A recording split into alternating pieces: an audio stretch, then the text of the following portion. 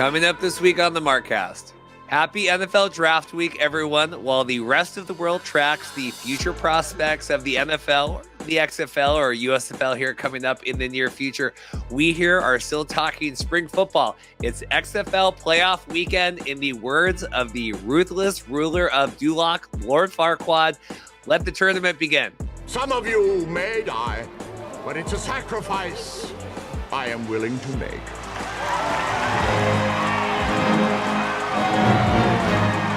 Let the tournament begin! That's right, a Shrek reference here in 2023. The Jim Mora one's kind of played out. Playoffs? Playoffs? Don't talk about playoffs. You kidding me? Playoffs? That's kind of played out here. So we are talking tournament football here with the XFL. First up on the show, we have Emory Hunt, a busy guy with the draft week and everything else. Emory is coming on to preview everything XFL playoffs as well as USFL Week 3. I feel like this is going to be a game where DC shows that they're the most complete team on both sides of the ball. Now they have to stay locked in because there's no other game.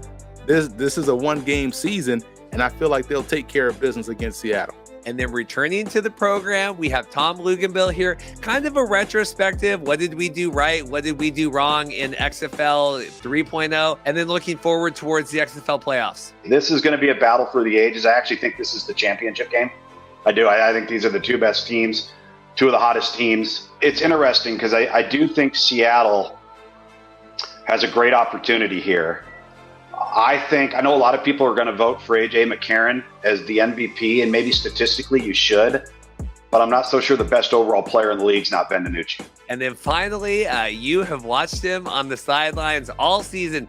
T-Buck, we have Terrell Buckley, coach of the Orlando Guardians, stopping by. Extended talk with Terrell. I really appreciate his time. Just the opportunity was an A+. Obviously, execution was 1-9. Got off to one of the worst starts that you can imagine. I can even picture that. Changing the roster, some of the details on how the makeup of the team and the expectations and all those things, we really didn't get correct. We corrected a majority of that probably after week 4, and we started to play obviously a lot better and was in a lot of games. So very, very exciting, a learning experience, growth opportunity for me, a very big growth, a leap. So it was good. It was good. Hope you guys enjoy the episode. Like and subscribe.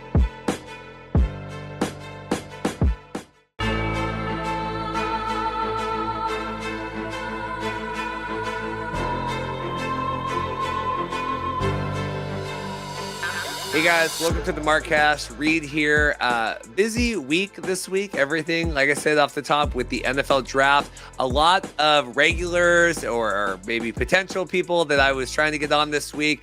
Busy with the NFL draft. Still think we have a tremendous show for you. 3 blockbuster guests. We'll look to get some more ratings talk with some of our normal sports business people next week. Like I said, a lot of them tied in with the NFL draft this week. Also want to get more CFL stuff. I was kind of debating doing the CFL draft show with going to DC and everything. I don't know if that's going to be possible for the playoffs. We will be doing some CFL draft, the post talk. I already have guests lined up for that next week. So we'll be getting back to more CFL stuff as well. Just busy with work and then balancing, cheering for the Kraken and getting all the XFL and USFL stuff. So we'll work towards that. But I know a lot of the players are headed out of Arlington and coaches and stuff. And so appreciate, obviously, Coach Terrell Buckley coming on and the Guardians as always. But we'll look towards that. Just a weird week with the draft and everyone kind of leaving Arlington. But 3 tremendous guests. Like I said, Emory Hunt coming on, busy guy, getting ready. Emory, I'm like, Emory, am I crazy to even ask you to come on this week? And he goes, oh, no, that's fine. Happy to come on. So appreciate Emory. And then obviously Tom Luginbill making time as well between his radio hits and then Terrell Buckley. That's going to do it for me today. I will be in DC this weekend for the playoff game. I have a ticket over in the beer snake section. So I've already had some people DM. Happy to meet up. I'll be flying in Saturday night, then hanging out all day Sunday and flying out Monday. I know listener Seth is going to be around as well. So I'll be at a bar somewhere drinking before, and then we'll be at the game hanging out. Look for a Monday recap show. We're trying to figure out, I think Evan Wilsmore is going to be coming on, so we'll figure out the timing of all of that. And then, like I said, I don't know if we're going to do the CFL draft show live stream, but at least we'll do post-draft coverage here next week as well. Like and subscribe. 2 tickets. You get them to the USFL Championship game if you want when we hit 3,500 subscribers. Thank you all for your support. Like I said, did my best this week. Hope you guys enjoy. We'll see you at the end. Well, in the busy week, I certainly appreciate Emory Hunt taking the time here back on. I'm trying to remember the last time we had you on talking, I think pre-XFL, but we have Emory Hunt back on. How are you doing, sir? Doing fine, Reed, man. I appreciate you having me on. And again, love the show. I watch religiously, man. Your show is great for the treadmill. I tell you that. Well, I appreciate, try to keep it long sometimes. My wife says, how many guests do you have on this week? So we have Emory here. We're talking, and we'll get USFL as well, talking in the big XFL playoffs, the Sea Dragons. I'm going to be there. I have I'll be in the beer snake section. I have my flight booked as of last night. What do you make just overall XFL thus far? How has it been for you? It's been great, man. I'm glad they were able to put the cleats in the grass, football in hand, and get out there and give it a go. Now we have another spring league that was able to finish a season. Knock on wood, nothing is going to happen. They'll finish this one as well. But I love it. I was religiously watching every week, whenever there was a game. Because, again, you got to be locked into these spring leagues. We as media and pundits and journalists and analysts, if we don't show interest, we can't expect the public to show interest. So I was locked in each and every week. Has XFL done a good job kind of reaching kind of mainstream outside of it if I'm not someone that's like totally involved in spring football? Not yet. And that's the next step, I believe, in terms of what can grow, how they can grow this thing. I feel like the football product takes care of itself. They're good on that part. But it's about making sure you get that outreach. So in a way, it's almost like how folks were thinking, well, the USFL played in the hub for 1 year. No one outside of Birmingham knows about the USFL. But now we see when certain teams go to market or go in their markets, how different it is when they're living there and, in that city. From a Michigan to what we're seeing in Birmingham, I know they probably had more of a dip in their attendance. But for the XFL, we'll start, they're going to be playing in their cities. And it's going to be cool because they're playing in the cities and playing in the stadiums. But if you're not living there, it's not the same. It's no different than playing in the hub. So I feel like if they go into their markets, now I haven't been to Arlington. I was there for the College Ground Showcase in Dallas Fort Worth, and I was on a flight with a couple of guys that were going down there for their training camp or their training camp in January. So, but outside of that, you didn't see anybody talking XFL. You didn't see any banners hanging around. But when you're in the city, like we see in Michigan and Detroit and also in Birmingham, it's a difference. It was, we were there for the kickoff last year, the USFL. It did feel like Birmingham was like, we are home of the USFL. You can't go anywhere here without seeing that. Kind of, I guess not concerned, but confused at maybe why, or I think the XFL could lean more into that. I know Andy and I talked on the show a couple weeks ago, like, let's really market. If you're going to be in the hub, let's market that. God forbid you let a couple people in to go watch practice. Even if you're just in Arlington, it's something to do there. In terms of the football product, has it been up to what you were expecting? Yeah, absolutely. But we see the same things over and over again with a lot of these spring leagues. I saw this in the USFL last year. We saw it in the first iteration of the XFL, and we've seen it again now in the XFL and some early semblance of that in the USFL season 2. Say, hey, man, play your best players. Like for Vegas, why did it take you so long to realize Jalen McClendon is your best option out there? Let the guy play. Let him out there. Let him make his mistakes and grow. The offense looks significantly better.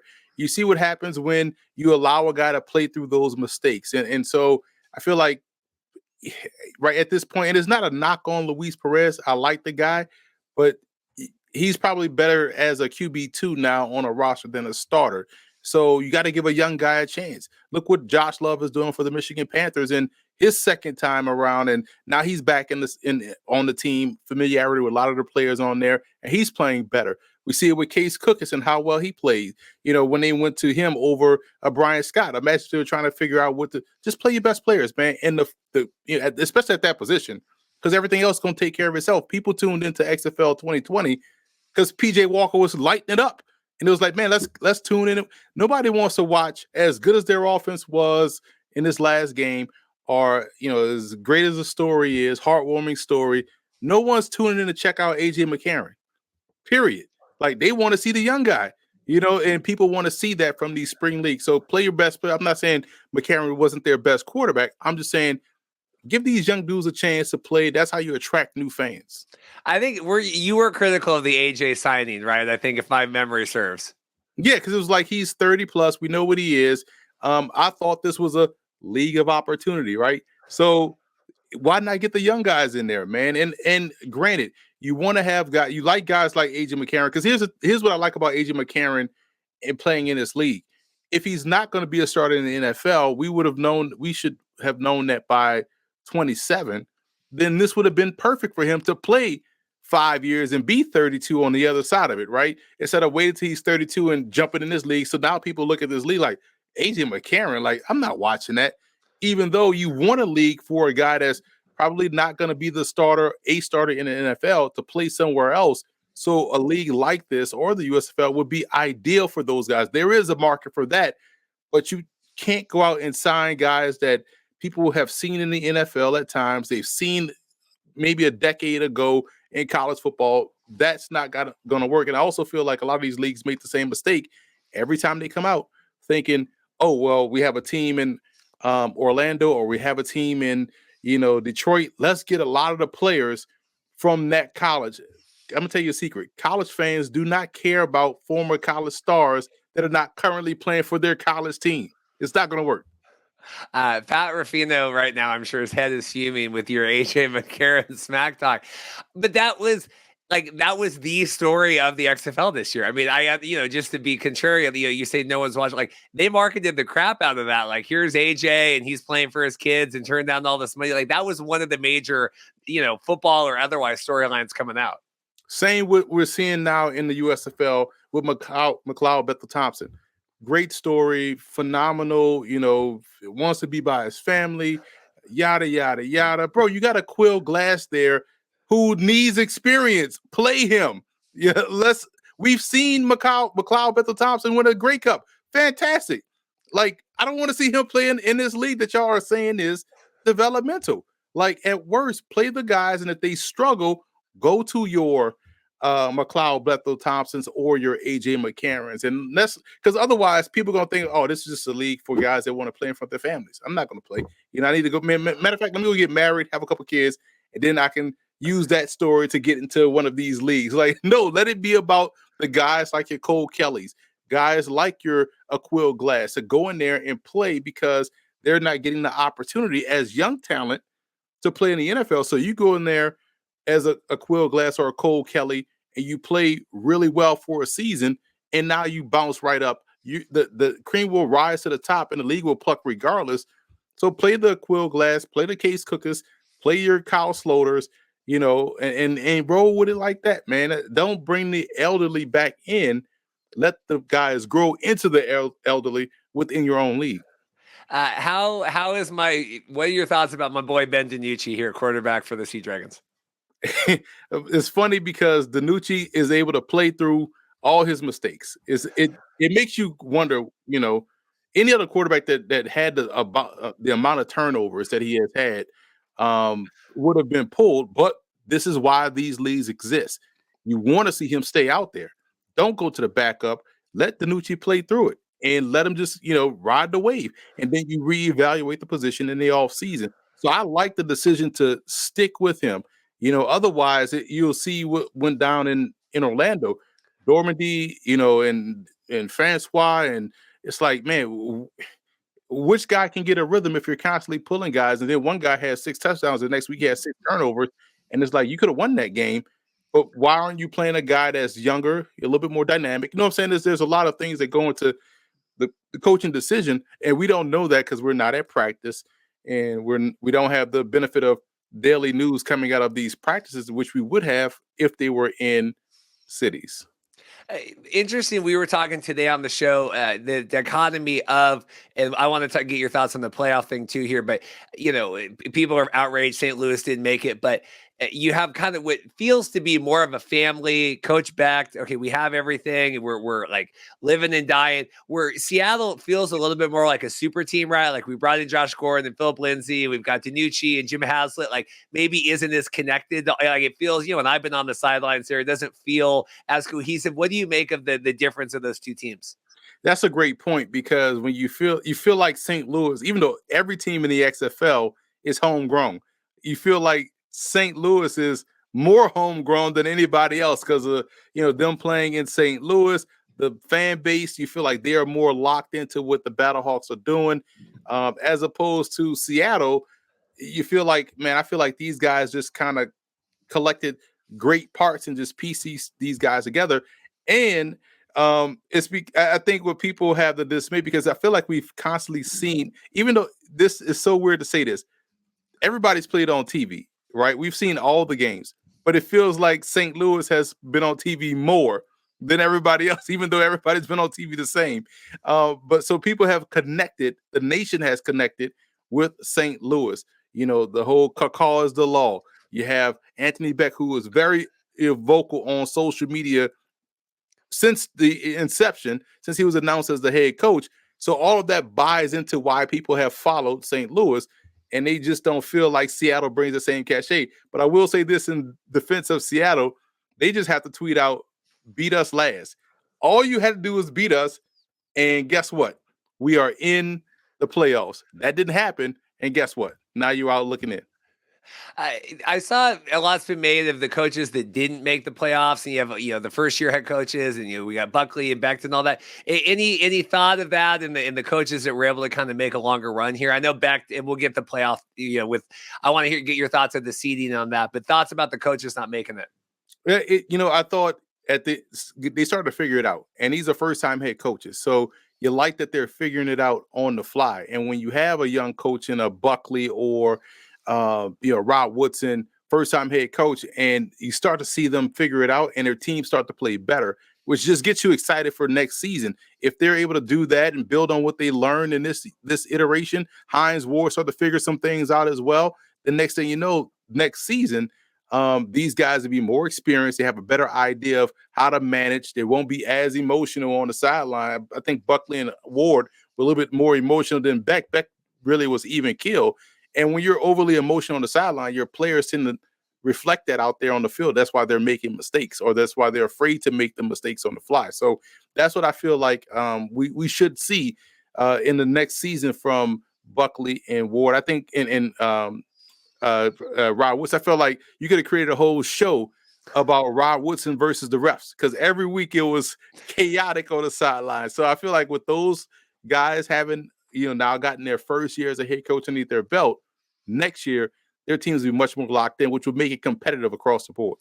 Because it's that tough mix, yeah. Because I think Beck portrays a little bit more the everyman, like I'm one of you guys here. Where Woodson, it does feel like you still have that player mentality, like, oh, come on, ref, like, come on, where's the flag? And I don't know what the balance is there. I mean, obviously, all the teams played competitively for their coaches, even the losing team. So I guess you can't nitpick too much. But was there any of the coaches that maybe didn't deliver in your mind? No. I felt like everyone, and again, first year, I want to go in and give everybody a clean slate and just say, hey, man, I understand this is the first year, first time GM coach working together. You're figuring things out on the fly. It's an unusual situation because you're not in a home place. You don't have a place to call home. You're kind of working together. You beat a team, and then you got to get back on the plane with the same team. So there's a lot going on. So I'm not holding anything against any coach. I just like the fact that coaches seem engaged. They seem locked in. They seem like they want to be there. They didn't seem like they checked out. So it was good for me to see that week to week from the XFL. Are you as outraged as the world seems to be about the playoffs and how the Battlehawks and all missed and they're 7-3, but yet somehow Arlington's in? People are hilarious. Like we've had divisions in sports since Ben, right? This is how divisions work. And St. Louis, all they had to do was beat Seattle, and this wouldn't be a conversation. You had a win and get in situation. Guess what? You didn't win and you didn't get in. So that happens all the time in the NFL, where you got a team that plays earlier in the day and does what they're supposed to do, but the team later in the day they need to lose ends up playing a game of their life and they get out the playoffs. Well, if you would have did what you had to do earlier in the season and not let it come down to this, then this wouldn't be a problem. So I had no issue with it. It doesn't bother me because, hey, man, this is how sports work. This is how competition works.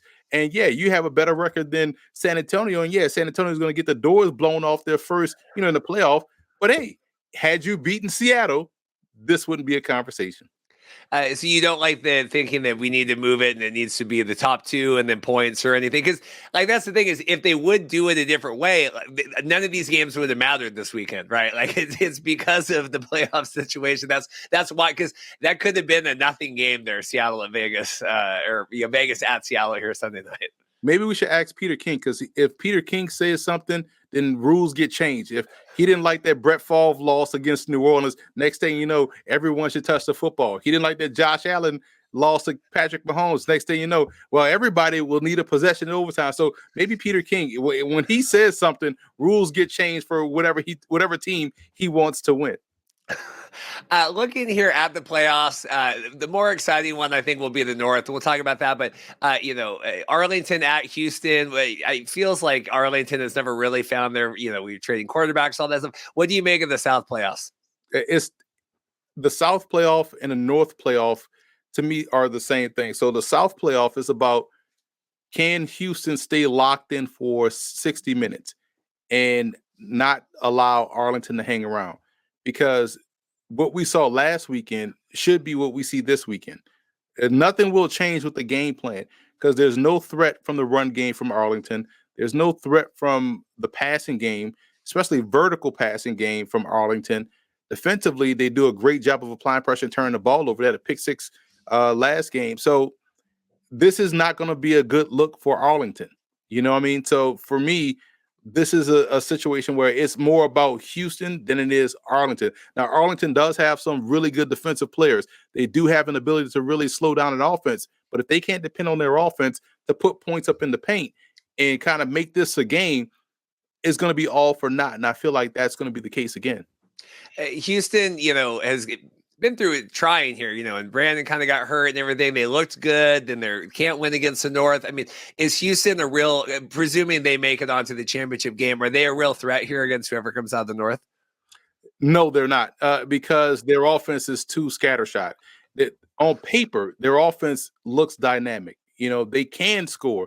They have shown flashes of brilliance, but quarterback play is crucial in these games. And we've seen over the course of the season, those that have had the more consistent play at quarterback have been the teams that have won more than they lost, and have ultimately, saying St. Louis, found themselves in the playoffs. And maybe that would have been different had A.J. McCarron not gotten hurt, right? Maybe they would have found a way to win more games, right? So I feel like Houston's quarterback play is too inconsistent to win against whoever comes out the North. It's weird to me because, I love AJ Smith, been on the show. Everyone talk, this, wizard football, everything. Is he just getting found out? Is he getting out coached? Is it like, what's going on with him? And it seems like Houston's just kind of hit a bunch of roadblocks. There are certain times where you feel like, and this happens in, the NFL and college football. I want to say it was maybe 2 weeks ago where they had a team beat and they went for it on fourth down or went for it on third. They threw it like Silvers threw an out route and they got picked off. And it was like, why are you throwing in that situation? Run the ball, force that team to use their timeout. So, and this is something that happens with these guys that love to throw the football a lot. They get enamored with their passing game and their play calling and miss out on situational football.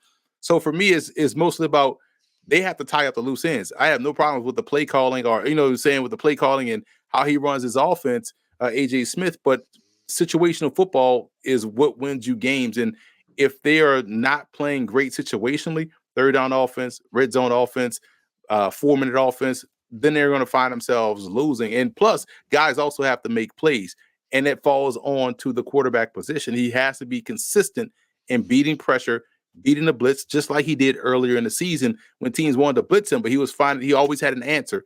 And if he can get back to that, and I feel like that's something that can help them out, they'll have a shot.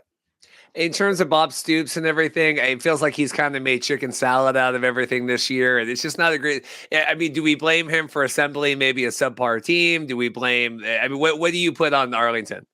Arlington needs a quarterback, and they have to go into the offseason and find one. Right now they're not getting any production out of the quarterback position. They're not dynamic at quarterback. They don't have the athleticism at quarterback. All of that needs to change next year because there's talent on the roster. But when you don't have at least a threat of the QB run, or you don't have a game breaker in the backfield, there's an issue. So maybe quarterback and running back are where they have to address first. And if they can answer those questions, they'll be a different team. Because again, they got players on defense.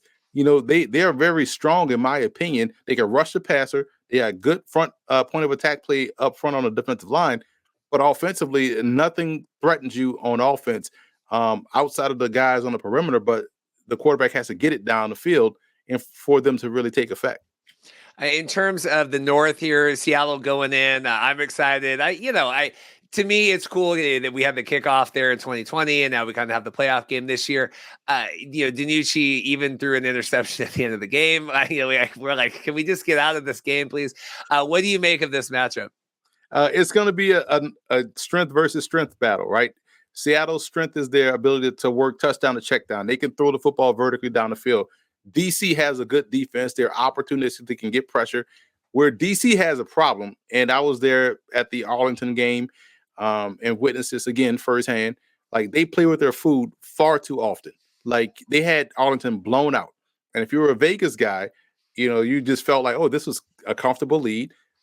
Plus 9.5 is going to cover. And then they just get tired in the last 5 minutes of the game and just allow them to come back. And now you find themselves in overtime, right? So the football side is, if DC keeps their foot on the gas and stays interested for 60 minutes throughout the whole game, then they won't have a problem with Seattle. They can play the run on the way to the quarterback and do a good job of shutting down Danucci. They know Danucci is going to give them at least 2 opportunities to turn the ball over. So they just have to capitalize. They haven't really dropped interceptions all season long. On offense, probably the perfect blend of utilizing the 2 quarterback system, knowing when and where to fit guys in and pull guys out, as opposed to some scattershot thing that we're seeing now with the New Jersey Generals with Mike Riley. Let DeAndre Johnson just get out there and rock out, man. You put Prukop in at the worst possible time, and your offense goes non-existence for 3 straight drives, right? And the other team gets back in the game. But I feel like with DC and what they do, they understand who they are. They get De'Aaron King in at the right moments, and he's able to execute at a high level. Same for Jordan Tiamu, who's played better this year than he did last year for the Tampa Bay Bandits. So I feel like this is going to be a game where DC shows that they're the most complete team on both sides of the ball. Now they have to stay locked in because there's no other game. This is a 1-game season, and I feel like they'll take care of business against Seattle. I'm just scared. Ben played horrendous the first half of the game, on Sunday, just really bad. And I'm looking at the silence. I'm like, what is going on here? And then, we got the touchdown before half, and then he comes back, and it seemed like, but then it's the same. It never feels like he learns anything. We're still out there, and we're running. And I think I don't know if it's like he's a really emotional player and he gets caught up in it. You go, I'm very scared if we're going to continue to give away the ball like we have. Oh, you guys will give away the football. That has been the most consistent thing and it's going to be it's going to be one where he's going to hold the ball long and he's going to fumble. And another one's going to be like, yo, where were you throwing with that? Like, the dude was either covered or that dude clearly has on a DC Defenders uniform. So yeah, it's going to happen. It's about when it happens. If it happens early, not a problem, but if it happens in crunch time, you're in trouble. Yeah, it was and we were trying to do the math in the stands. I'm like, how many points we have to win by? And then he gives up the turnover. I'm like, can we just please get another touchdown and just get out of here? It was very, very scary there. Very trying times. Yeah, listen, and first of all, it's hard to hate Seattle because I've said this. They got the best uniform out there in the XFL. Their uniform is phenomenal. Helmet, color, scheme, everything work. So you want to see them do well because you keep wanting to see the uniform. But the play has to catch up, right? And the play has to be consistent. And they only have one more shot to get it done, and that's this weekend in the playoffs. I have my replica jersey. I think I'm getting ready to ship it back. They're getting ready to return that to. It's just not up to snuff. The ones that they put out right now. I don't know. To me, and it's two Broncos. It looks like we were at the bar and I saw a lady and she had a Philip Lindsay jersey and it was. I'm like, did she get a custom like Philip Lindsay jersey like from China this quick? And then she turns around as a Broncos jersey. I'm like, oh, of course, like that. But I mean, it looks, and we hate the Broncos here in Seattle, so. Right, old AFC West, foes. My thing is, I'm a mini helmet guy. Can we at least get the XFL to sell us mini helmets? Like, I would buy all 8 right now, including the XFL league helmet. Because right now I don't have any XFL helmets. Like, make the mini helmets available on the site, easy to do. I'll rack those 8 up right now if they do that. The chairwoman of the league now follows me on Twitter, so maybe we can work out things. You're a big fan now. I thought she quote tweeted you too. Like, listen. Might have to work. Yeah, but maybe I have to pull some strings there. See if we can get Miss Garcia working on that. Before we get out of here, USFL comes back. I want, I'm trying to watch. So what do you make of USFL season 2? Ratings we're down week 1. I presume they're going to be down again this week. Well, to me, we got to focus. We got to get people to focus on the football in both the XFL and USFL. We spend so much time talking about ratings and crowd attendance. Like, focus on the football. Get people talking about that. That's the real battle. And the football has been solid. But again, play your best players. Why is DeAndre Johnson, getting pulled and being absent for 3 series, no less? Figure that out, man. Like, the whole thing was, you had a longer extended off season or, training camp. So you shouldn't have had this issue. And also you guys just play those guys that are like better. Let those guys play, man. Let the young guys play. The football is still good. And it's funny to watch like these USFL games and you see the benefit of having an extended preseason. It hit the ground running in week 1. The scores are higher. The competitive balance is there. You recognize, guys, continuity is king. So now fans remember who was on their team last year. You see the difference in continuity with Alex Magoo playing much better this year than he did last year. Losing Jamar Smith. So now you have some intrigue there. Like, oh man, Jamar was good last year, but now Magoo, who was there last year, has improved. So now you're starting to see teams have progression. CJ Marable is running better this year than he did last year. You're seeing Kingston Davis, who was on the Generals roster last year, now get an opportunity to tote the rock. And now you say, wow, they got a really good 1-2 punch in New Jersey. So I like the fact that the continuity that we're seeing in season 2 is manifesting itself out there on the field with better play. And I can't wait to see what it's like in Detroit for the Michigan hub. I'll be there Mother's Day weekend to check those 2 games out. Just to see, but I like the fact that we are now back and fans are invested in, year 2.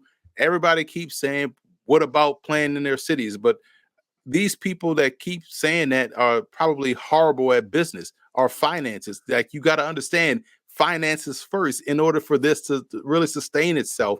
And I think over the long haul, with the approach the XFL has taken and the approach that the USFL has taken, both leagues will be able to be here for a long time, which is what we want, because everything else will increase. So we can't, like, people, well, it's not the NFL. Like, well, duh. Like, again, the NFL has been around since 1920. Like, why are you even trying to compare this to something that's been around 400 plus years? Like, I just don't understand people's focus. But I do like the fact that year 2, they can't. First of all, let me stop. We got to stop saying year 2 and year 1 and year 2. Can we just say last season, this season? Because if we say, because it's gonna come a time where we're not gonna be able to keep up with year in, right? So just say this season, right? But this season, I'm glad we're seeing them back, and we're seeing teams. More hubs are open, which means more teams are in their market, and this slow approach is working for the USFL. And I think with them having that draft that they had, I like the draft concept. And we'll see how it continues to work itself out moving forward. But I'm just glad that we're seeing we still got spring football to watch, and we're not jonesing for football. Imagine if there was no USFL and the XFL just ended. You're like, man, what are we going to watch now? We're not going to fake like soccer.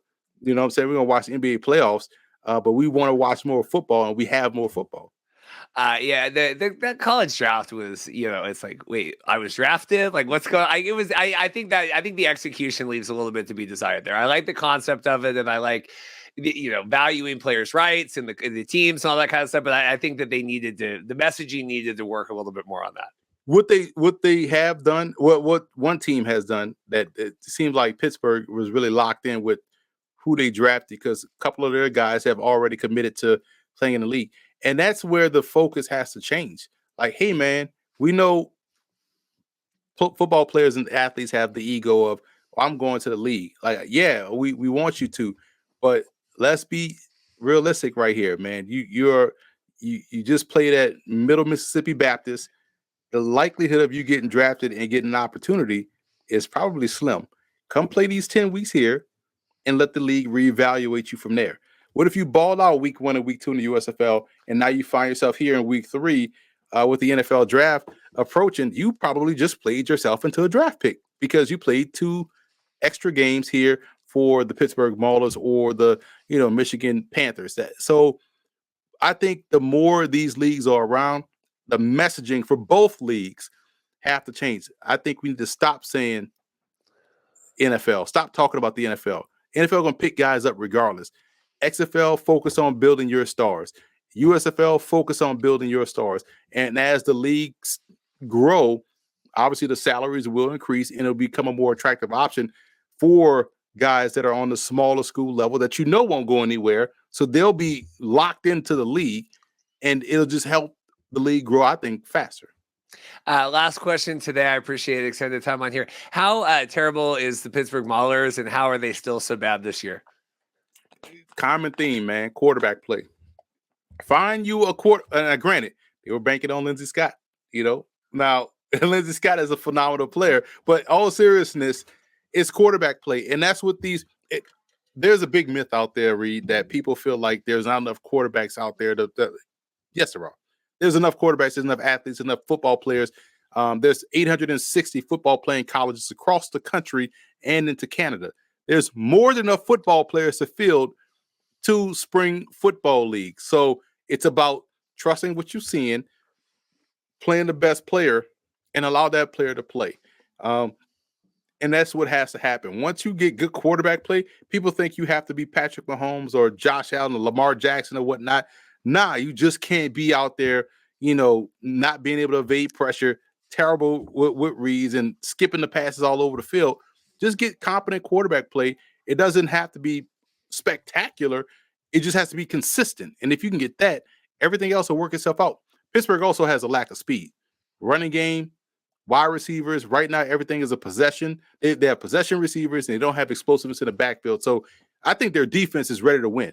They got really good. They had a good defense last year, but it just didn't have the explosiveness and dynamic ability on offense coming from the quarterback, running back, or the wide receiver position.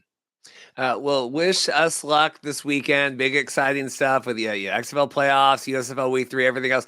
Emory, good luck with the draft, everything else you have going on. I really appreciate your time today. Appreciate you, Reed. Always a pleasure, man. Good luck down there in DC. I had fun when I went, man. I got to see the beer steak in person. Like I said, beer is fine. That's a lot of beer they drink. But if it was a, Cabernet snake, I may have gone over there and participated. Or if it was a Uncle Nearest bourbon, snake, I probably would have gone over there. But it's cool to see it live in person, and this should be a fun time for you. Yeah, I'll be I'm in the section. I got a ticket. Listener Seth hooked me up with the code early. I'll be a paid member there of the DC Army, so it'll be fun. Well, I appreciate it here. We had him on preseason. Now we have him back. Tom Luginbill, how are you doing, sir? I'm good, man. How you doing? Thanks for having me back. We're good. Making the rounds. Busy week. NFL draft. I appreciate it. We're here at the playoffs. First off, what has been this whole experience like for you, XFL 2023? It's been a blast, to be honest with you. I've had probably as much fun as I've had in the last 18 years at ESPN broadcasting, football, whether it's college football, high school football, being in the booth, being on the field. And I think the reason why it's been so much fun is it's such a different product, right? There's subtle differences to the game that make a big difference. The pace of play is fantastic. We all know about the access and the audio, but it's how you have to call the game that's so dramatically different than what we've done at the collegiate or the National Football League level. And it's made it a lot of fun, a lot of adjustments. It's kind of like having to start over when you're taught or you learn a certain way to, do your traditional broadcast. And this is anything but. And so it went about as I anticipated. Some rough sledding early with teams trying to find their footing, and particularly in the offensive line. And then as we rolled around about week 4, 5, 6, you really started to see the games become ultra competitive. You saw more points being scored on behalf of both teams. There's a lot more familiarity, a lot more things to scout and prepare for. Because you remember those first 2 weeks, what are you watching to prepare for the opponent? And so I thought it materialized and grew and matured the way the league hoped it would. The viewership, I think, went the way the league hoped it would. And, you look at the last couple of weeks of the regular season, we finally get a 2 overtime games in one weekend, and then you get a third one. And then, you find yourself in these 1-point games or these 1-possession games, and that's competitive football top to bottom. And I will say this, it was a dream come true for the league, because no way they could have scripted having every single game in the last weekend have some sort of impact on the playoff picture. And that's exactly what you want to have happen. I still see people upset with the playoffs. I saw Coach Beck, I think it was yesterday, even still tweeting about it. Like, are we over it now? What do you make of this? As with anything in startup leagues and startup franchises, and I've been a part of a lot of them, you're going to take stock, you're going to sell scout, and you're going to go back and you're going to say, what do we need to correct? What do we need to fix? What did we get right? And what do we want to leave alone? How can we add? How can we subtract? And I don't think there's any question that, Russ Brandon and even Danny Garcia and Dwayne Johnson, everybody affiliated at the league level, Dean Blandino from a rules perspective. Do we need to evaluate having division champs, which is fine, North and South division champs, but then also ensure that the top 4 best records get into the playoff? And that's really where the beef has come from fans. And I get it, right? This was an unfortunate byproduct of something that really couldn't be foreseen. I mean, if everybody can sit there and say they've got all the answers, but if you were heading into the season as an executive at the XFL and you said, hey, at the end of this deal, we're going to have a 4-6 team make the playoff, but we're going to have a 7-3 team not make the playoff, they'd be like, what? No way. What's the statistical chance that happens? Well, it happened, right? And so now they'll have to figure out how they want to address it, if they want to address it. And those will be decisions made by people way above my pay grade. Yeah, I mean, if anything, you have to ride it out at least now. I mean, I think it would be worse if midway through the season they're like, oh no, we need to kind of adjust here. This isn't working out. I mean, if anything, you ride this out, you reflect later, because it would be worse the other way. Yeah, I do think it would have been worse off for them to make any changes based off of what they started to see could potentially happen, because then it looks like you're scrambling, right? And then it looks like you're trying to right a wrong. And I think they were smart just to stay away from it. Let it play itself out. You'll deal with it in the off season. But it's just like, there are going to be rules that are going to be looked at. Like, for example, there was a rule that happened. It was either an unsportsmanlike conduct or a personal foul. And it was after an extra point try. And it was on the offense. So what would happen is the penalty would be assessed after the kick. All right. But would be assessed during the kick. But it didn't actually give the team that should have gotten the yardage. It actually just moved the kick closer to the zone that they had to get in the 20-yard line. Whereas if you make that a post-kick penalty, then the team that should have received the 15 yards gets 15 yards on top of the kick return. So, little things like that are going to be looked at and examined. It's just we're talking about, ratings and everything, and obviously we don't know their metrics, but I think going into the season, maybe XFL 2020 fans had maybe a grander vision of what this would be. I think maybe this was kind of a test pilot. We got through, we kind of maintained the whole way through. How do you view that success or not in terms of maybe what expectations were versus what actually happened? I think it carried over supremely from the end of week 5 in 2020, because what was happening in 2020 was fantastic. And it was very well received. The product on air was fantastic. Ironed out the kinks and got rid of the troublesome approaches that plagued 2001. And then the pandemic hit. And unfortunately, that we all know what took place, and the rest is history. So I think that when you consider that there was a foundation there in 2020 that was really successful. And so, you can see, you can envision that it can happen, it can work. And then I thought it was really, really important that the XFL did not just jump in and decide to go that next year after the pandemic and go 2022. They decided to wait and really map things out and play the slow game, which I thought was a smart strategic move. Probably made the league more organized and better as a whole. And so, again, now, moving forward, I think the fans got what they were clamoring for. They got access, they got audio, they learned about the game. They hear things, whether it's an X's and O type of element or it's some type of verbiage type of element. Hey, what does that mean?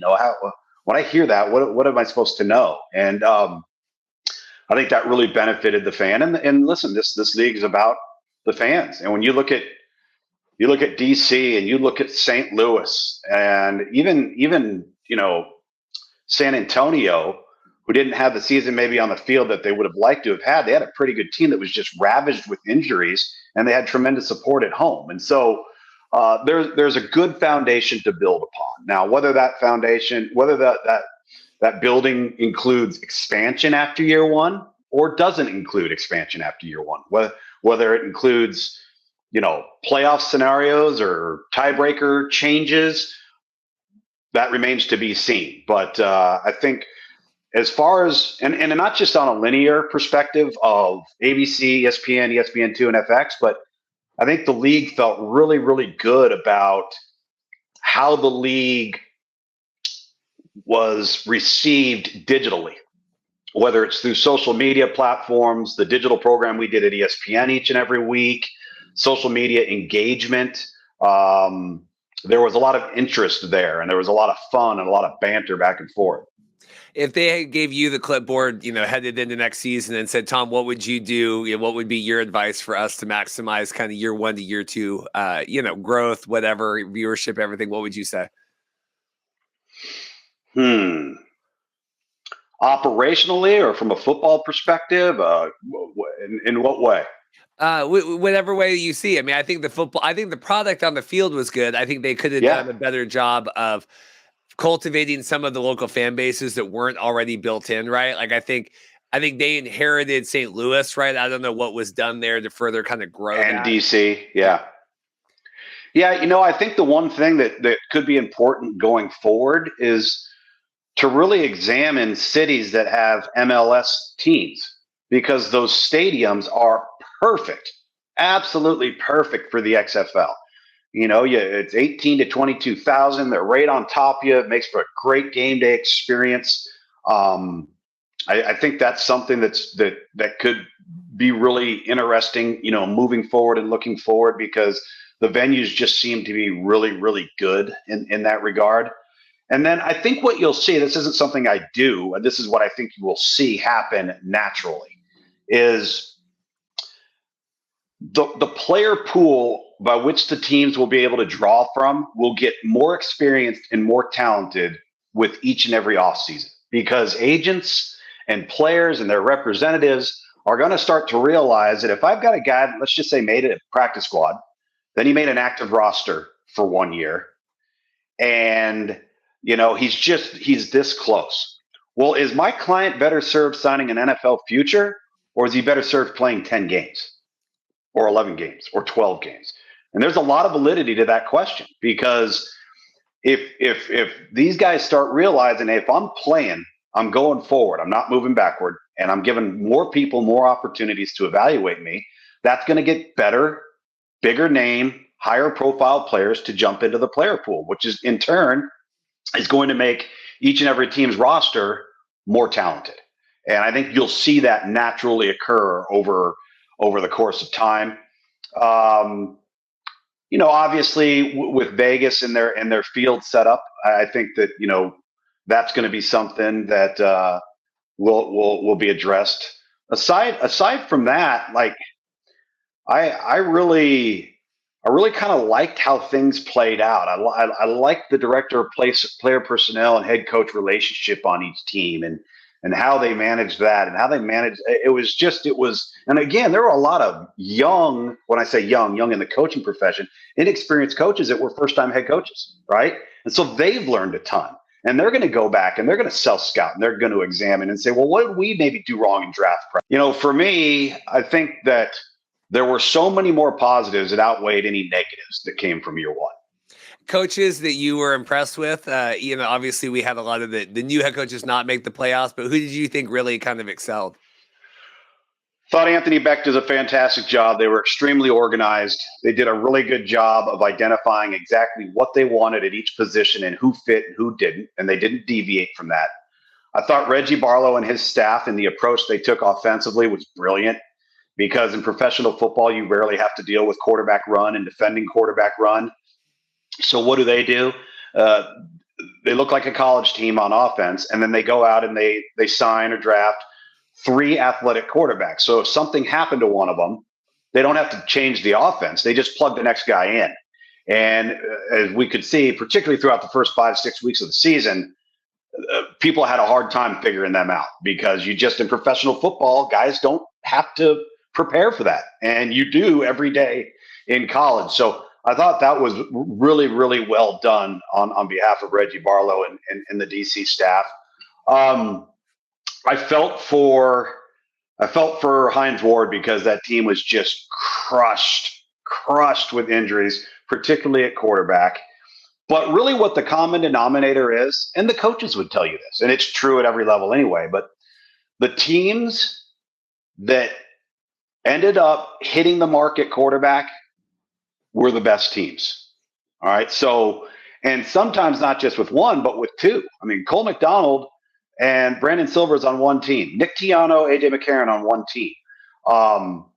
The two players at DC that we referenced, Derek King and Jordan Ta'amu, and then the teams that struggled to settle in at quarterback struggled to improve offensively and get enough wins. I mean, that's just kind of the bottom line. Looking towards this weekend, speaking of DC, Seattle going in, I'll be there. Does Seattle have a chance? I mean, they've held DC close both other times. What do you make of the North Division?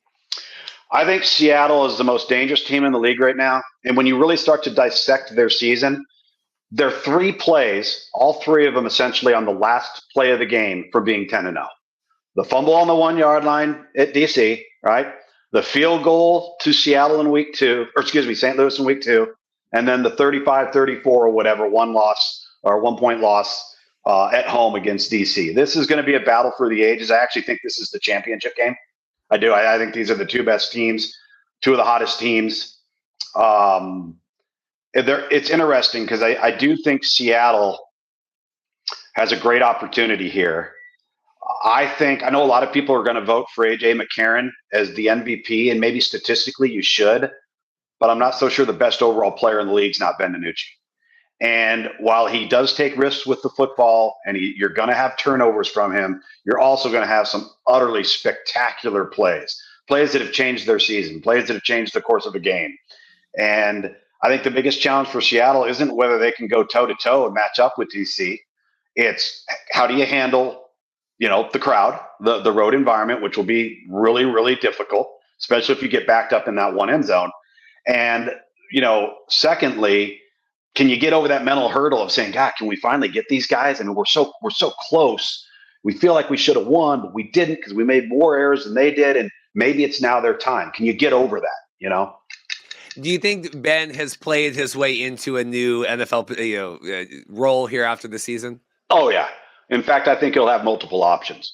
Now, getting into camp, going deep into camp, whether he sticks or not, I firmly believe will not be based upon anything talent related. It will be whether he can prove he can consistently protect the football.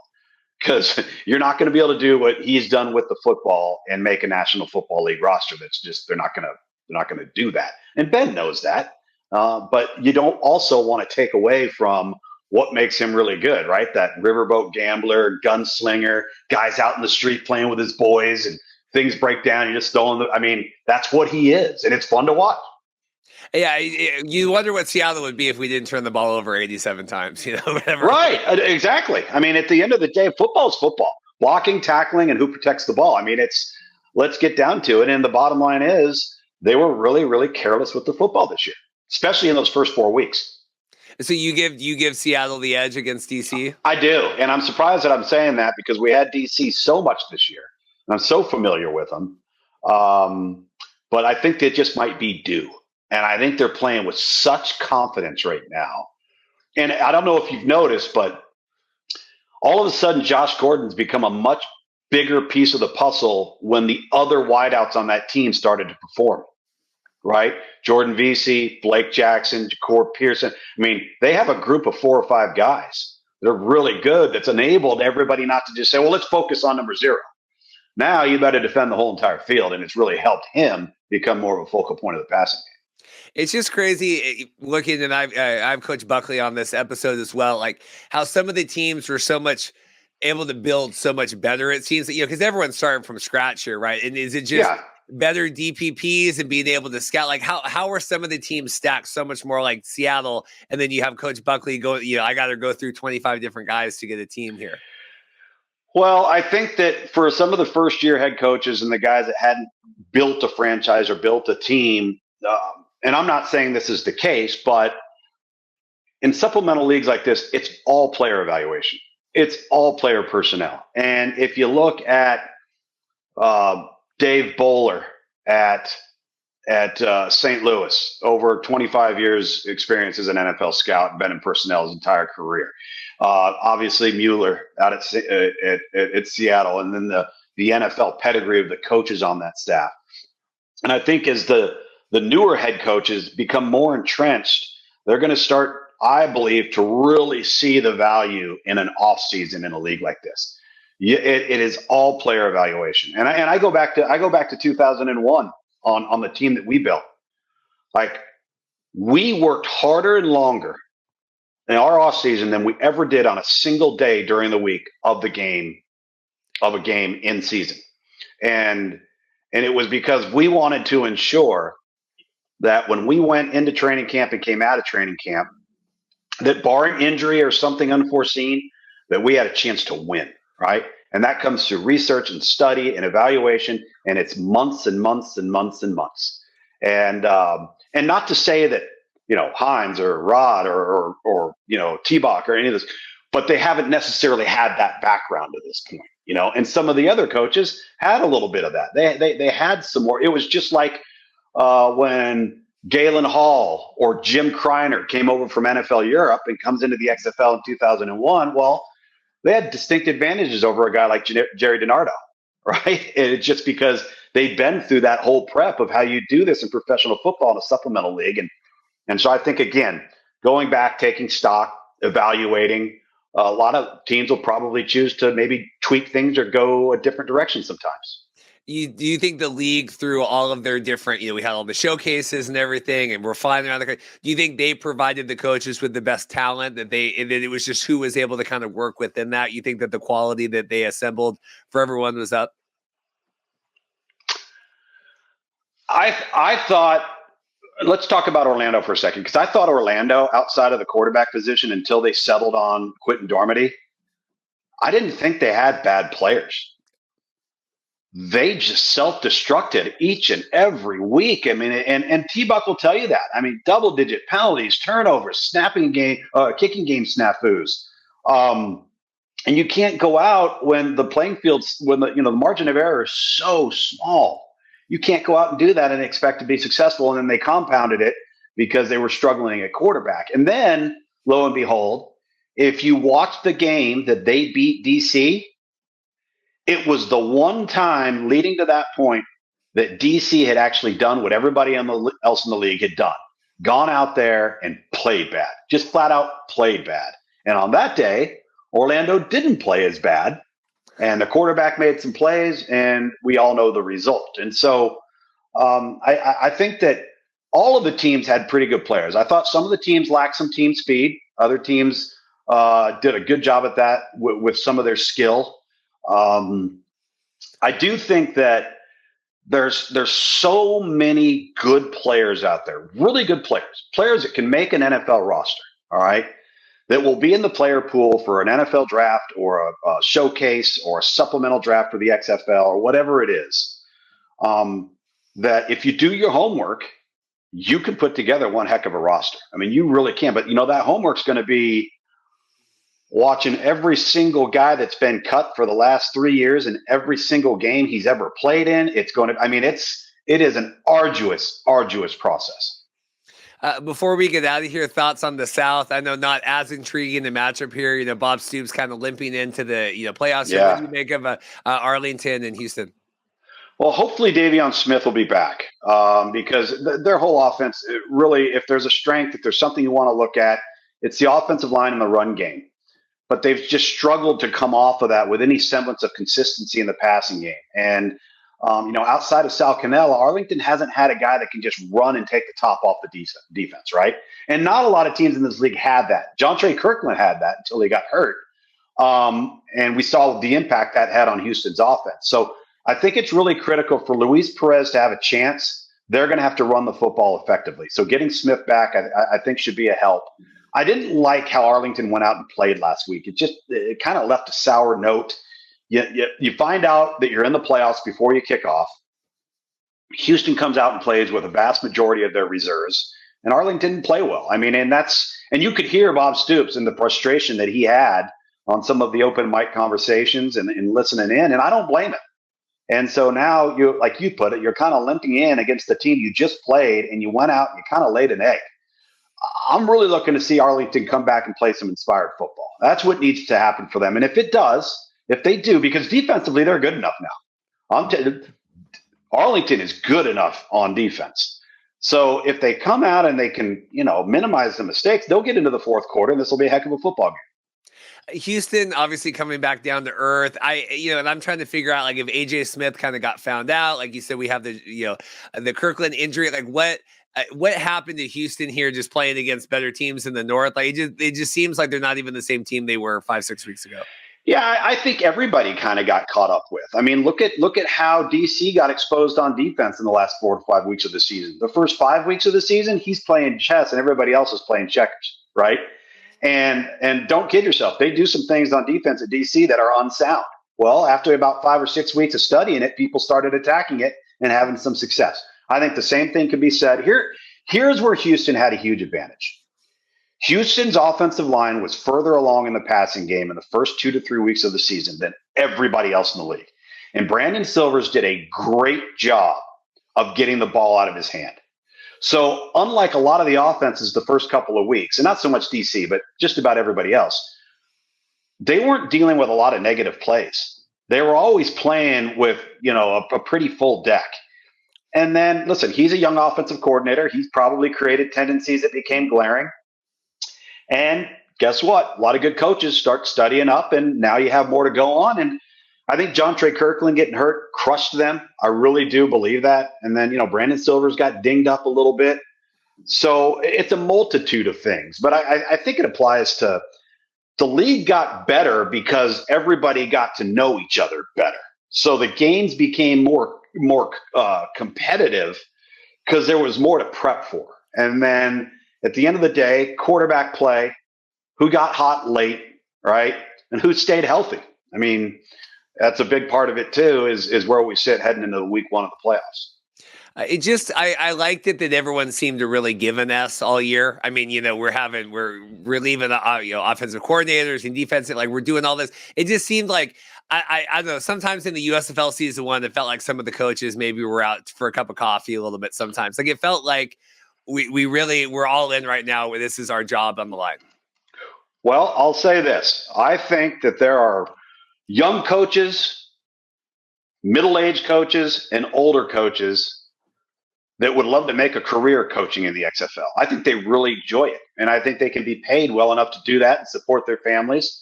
So there is an investment. And I think one of the reasons why there's been an investment is the coaches can clearly see how invested Danny and DJ and the investment group is towards making this thing work.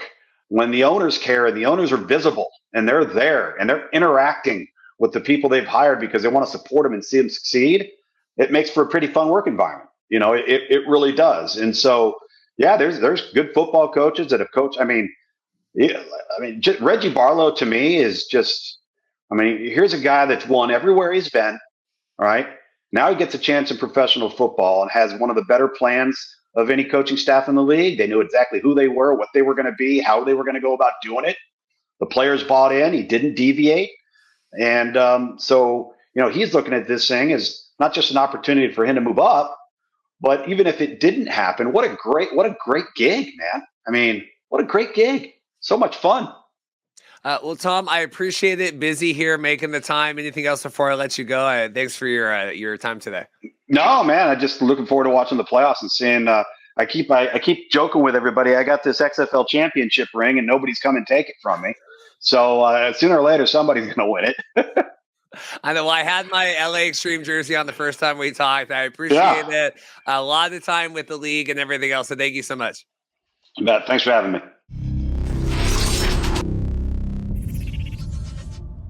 Well, I'm thrilled today. We are joined by, I have been glued to my TV every week watching this man. We have head coach Terrell Buckley here. How are you doing, sir?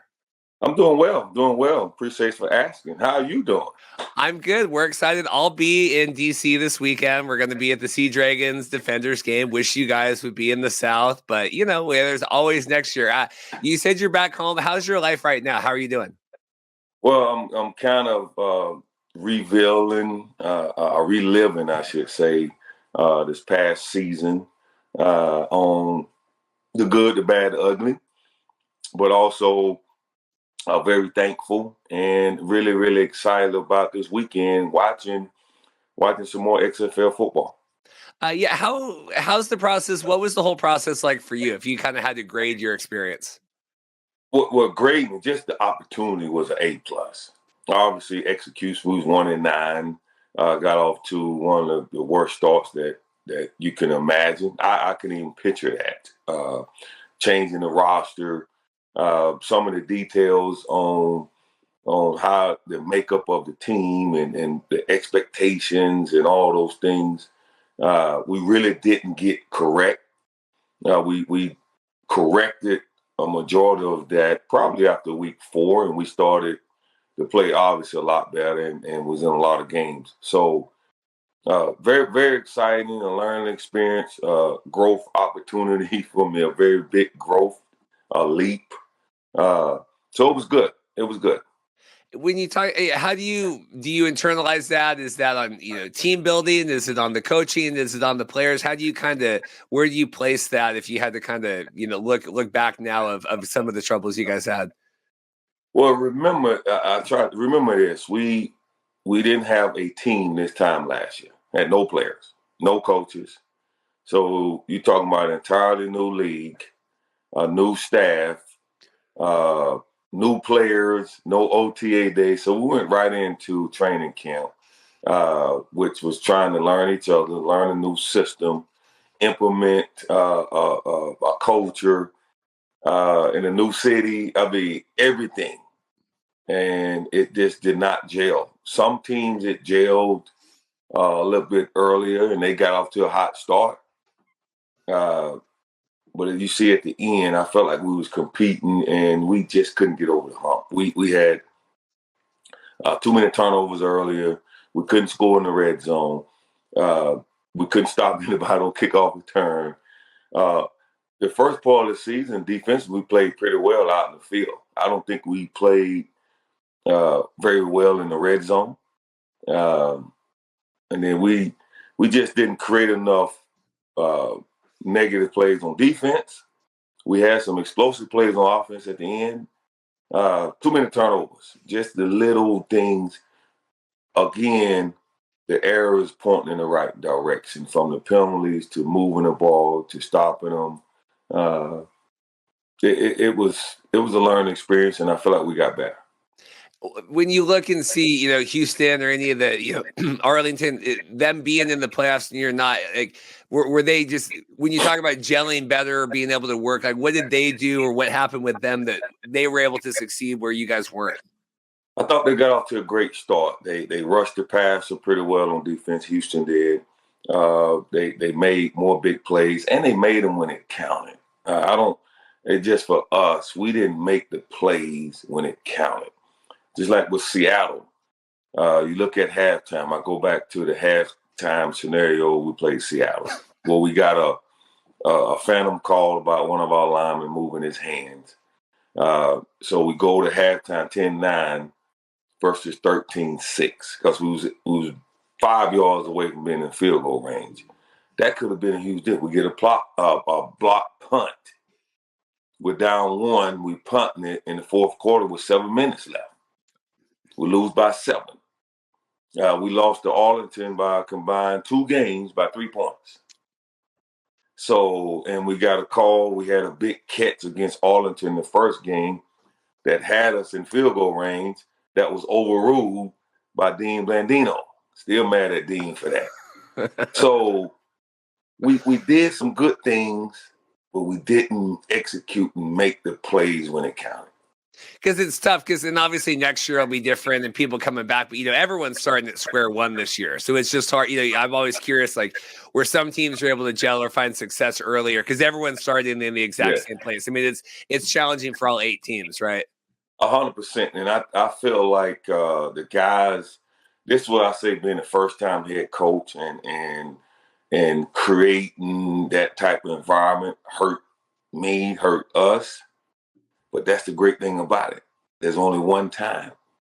So, again, moving forward, it won't be like that. You look at Wade, you look at Stoops, you look at Barlow, you look at Haslam. They've been head coaches. They understood kind of what this, how to build a team correctly. And they have, it was kind of double-edged sword too. They have a bunch of older players. We kind of emphasize, even in the league, we wanted a younger team, kind of developmental. By the time I realized that was not the case, it was too late. And if you could see the turnover on the team, we had over 25 transactions. So once we realized, and I think this is good for us, we realized, okay, we made a mistake. That's not right. Let's fix it, versus just sitting on it. Like you see a lot of teams just sit and point fingers and blame. No, I take it. DPP, the ministry, we took that and we started to make that change. Things you would do different going back. You said, scouting, signing younger players that way. Is that the biggest thing you would change if you had to go back and do it again, or what would that be? That not having so many and having some guys that have won. Which will make older guys. I turned down, as a group, we turned down some guys like, he's 29, 30, I don't know. Does it, kind of out of shade. Do we really want that? We rerun that? Yes, we would take 4 or 5 of those guys, which I think would have made a huge difference for us. You did have some bright spots. We had Devin Darrington on our show a couple weeks ago, and obviously, who stood out to you? And I want to talk Quentin Dormady separately, but who stood out to you? As bright spots on the team. Well, Devin Darrington did a great job. Terrence Plummer did a great job. Savion Patton, Eli Rogers came and did a great job for us. Jordan Thomas at the end. See, that's one of the things we wanted Jordan early. We couldn't get him to the middle of the season. Matt Brown, punter. So we have a few guys that came in and did a great job for Jalen Spady, our center, might be the youngest player in the league, our center that started the last 2 games. In terms of the quarterback situation in Normandy, we don't have to get into all that other stuff, but everything that he went through and playing the way that he did, and just like, what do you think that was like, and what is your thought process on kind of seeing everything he went through? Well, it was a different situation, unique, which I've never been a part of. He's never been a part of. But the way, the maturity, the professionalism on both sides of, okay, this is kind of what happened. Everybody disagreed. You go through these things, but then as a family, when it comes back around, it's like, okay, this might have happened, might not have happened. Let's water on the bridge. Let's handle this like men, like professionals, and let's move forward. In terms of the league overall, how do you think that the season went? And if you had to grade league, management and executives and everything from kind of a football ops. Oh man, I would say you for a new league, I think we had over. It's going to be in the end being over about 700,000 fans to come playing and having a hub and playing in your home stadium. The logistics of that, and I would give us an A as a league, and the first class of it, the ownership group being available, and being what we said, lie on our feet, being able to make adjustments from not having an indoor when it got cold to having an indoor. Just in general, the flexibility that we was afforded, I think is second to none. Thoughts on spring football in general, having a league like this to give these players an opportunity? I mean, awesome. I think I don't now. Obviously, we had the NFL Europe before, which was unbelievable. This being here in the States, United States, and being able to support each other like we do, I think it's unreal. I think it's needed.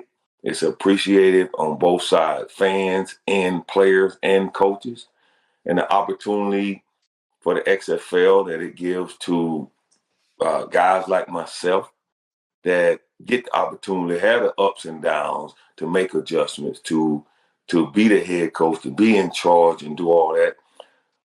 It's unbelievable. And for me, I'm just very, very appreciative. Yeah, in terms of, I misspoke in terms of not only the players, but obviously the coaching and staff giving you, do you find yourself, or do you think other players, former players, would now be interested in utilizing this and kind of taking advantage of this opportunity also? Absolutely. I was talking to somebody last night that I'm thinking about bringing on an old veteran coach that has been in the NFL. The scheduling, everything about it is still coaching. You still getting, I call them, that they're pros. Is almost like that developmental part, that 5th year senior. You get a little bit of that, you get a little bit of that first year rookie guy. And you get to keep working your craft, doing something you love, and providing entertainment and having an impact, not just on the field, but off the field. It's what it's about, I think. And that's why I love it and appreciate it. In terms of other players and things being involved, when you as a player, seeing the head coach, and obviously you're going to have a million different things that you think that they should do different. Now with the shoes being on the other foot, does that make you kind of look back at maybe some of the things that you were critical of with former coaches or players? Like, now that you've got to hold the clipboard on that side? Yeah, I think there's a couple of things that that I look back on and will says, okay, maybe I shouldn't have said that. Not a whole lot, because I was always respectful and knew how tough it was. But there's a couple of things you like, okay, it should not been this tough. But I understand now what those guys were going through at that time, being now that I'm on this side. And some of them I'm actually going to reach out to over the next few days and get some more advice from them, like Tony Dungy, Dan Mullen, just different guys. Like, okay, how would you handle this situation? What happened when this happened? Hey, looking forward to year 2 here, what would you like to see from the league to help you guys be more successful? And it's happening now. It's one of those. We have a calendar of events that we've already started on the camps. We already have picking out teams that we're going to visit, NFL teams. So the improvement, and this is why this league is so great and going to have standing for. They're not waiting around to decide what could we do better, what do we do good. They've been doing that the entire season and been giving us that information. And you think they're receptive of the, anything that you guys might need to help help set yourselves up for more success? Absolutely. I mean, they sent out something a couple of weeks ago asking about that, and I think from Danny Garcia to Dwayne to Jerry Carlton, the owners, that's what they want, that feedback. And then you throw Russ Brandon, Mark in there, and Doug, and you got a management team and an ownership group that wants to get better. They want to put a grade 1 product on the field. A couple more. I'll let you go here. I promise. I appreciate your time here. So, we talked with Coach Beck at the beginning of the season, and he was talking, his biggest success would be to have all his players signed on the NFL camps at the end of the season, rebuild, obviously continuity, all that. How do you view the team and your position in the league? What would you like to see? Kind of echoing what Beck said, you want all these guys to get opportunity to go to the next level. If not, as they come back and we get them core guys going, if they really appreciate this opportunity and stay focused on what's in hand and worry about the future later, and let's try to put this thing, turn it around for us, Orlando Guardians, and be in the playoffs and get opportunity to win the championship. Were you impressed with the level of talent in the league, or what was your thoughts on the talent level of the players? Oh, man, I was very impressed. Talking about from, first of all, how big and how in shape those guys were. And then just from the playbook, the football key, it is, I'm telling you, schematically, we have a bunch of NFL coaches, former coaches on the staff. So implementing that, how quickly they received that, and the play just kept getting better and better and better from everybody around the league. The respect factor from each team was unbelievable. The professionalism. I mean, we literally we would fly down on the same plane, split the plane up, fly in, compete. I mean, try to tear each other apart after the game, see each other. I'm talking about literally 30 minutes later, and congratulate each other. Obviously, we was congratulating the other team a lot, which that won't be the case next year. And the professionalism, then get back on the plane and bus, and there was no issue. So I can really, really appreciate that from the players. Yeah, had it been, I think probably a little chippy after some of the games, right? Depending on who won or lost. Well, that's what I'm saying. It might have been initially, but after the cool down and everything, because we had to go through, the buses were parked right beside each other. We had to go through the same security gate. And then you had the bus ride over, separate bus, and then you get on the same plane. And you get off the plane together. And the buses are parked right beside each other. To the professionalism of the players, I think need to be highlighted just across the league. That was amazing to me, and I really appreciate the players. Last question. What would be your message for Orlando Guardians fans? Obviously, tough year, trying to build a new market, new franchise. We'd like to see more success. What would you have to say to them? I would say, hey, have some patience with us. If you saw us at the end of the season, the second half was very, very competitive. We are working diligently trying to find guys that can finish and make plays when it counts. We've already started the process of improving the team. So we had this saying last year, Orlando Guardians stand guard. We've already changed in that. We're going to make it the Guardian way. which is first-class professionalism, playmakers, all those things that we need to turn this around and get in the playoff and give us a shot to win a championship. Well, I really appreciate your time. It was fun to watch. I enjoyed you trying to ask if you could get your timeout back the other day. That was fun. I tagged you on there about that. Did you really think they were going to give it back, or were you playing to the camera? No, I really, because the ref, you guys didn't hear the whole conversation, right? The ref was telling one of the players on the field that we had 12 guys on the field, which was not the case. So that was their mistake. And so I was asking, since you guys made the mistake, then you should give us the penalty, give us the timeout back. That was the whole thing around that. We had Dean on last week. I bonus question here. Were you happy with the level of officiating, or would you like to see it improved? Well, it just like us in the beginning of the season, it was needing improvement, just like our team. I felt like the second half, it was very good. I thought it started to be fair and balanced and all that. So in the beginning, need a lot of work, no different than us. And at the end, it got really good, and it was unique and very exciting too. Well, I appreciate your time. We'll see you next season, and I know that you just enjoy the watch. And a lot of Guardians fans on here, as bad as they were sometimes, it's good to see the improvement. Well, thank you again, and just have patience. Again, Guardian fans, we will do better. Appreciate all the love and all the other stuff we get too. We will come back bigger, faster, and stronger next year. Awesome. Head coach Terrell Buckley, thank you so much. Appreciate it. Thank you. Bye-bye.